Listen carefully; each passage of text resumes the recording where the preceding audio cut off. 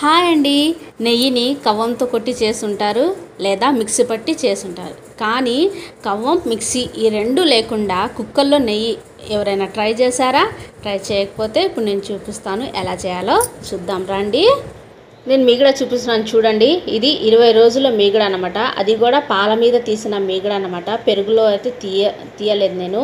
Only పాల మీద తీసిన మీగడ మాత్రమే. ఉండలు లేకుండా మంచిగా ఒకసారి ఈ విధంగా మిక్స్ చేసుకున్న తర్వాత కొంచెం వాటర్ అనేది వేసేసి ఇంకోసారి అలా మిక్స్ చేసేసి ఇలా కుక్కర్లో వేసేసి మూత పెట్టేసి ఇక్కడ నేను 2 టిష్యూ పేపర్ అనేది పెట్టేస్తున్నాను. ఎందుకంటే విజిల్ వచ్చినప్పుడు పొంగకుండా ఉండటానికి.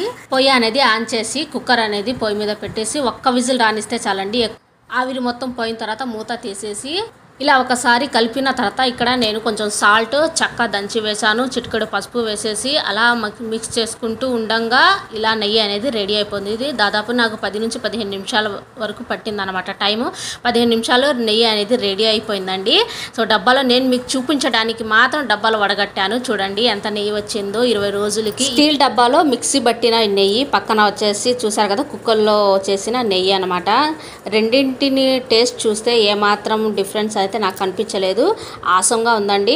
సో చాలా ఈజీ ప్రాసెస్ అనమాట. కుక్కర్లో క్విక్గా అయిపోతుంది. 10 నుంచి 15 నిమిషాల్లో నెయ్యి అనేది రెడీ అయిపోతుంది. ఈ వీడియో మీకు నచ్చితే ఇంట్లో ట్రై చేసి మీ ఫ్రెండ్స్ అండ్ ఫ్యామిలీకి ఈ వీడియో అనేది షేర్ చేయండి. అండ్ వరకు చూసి లైక్ ఇచ్చేయాలండి.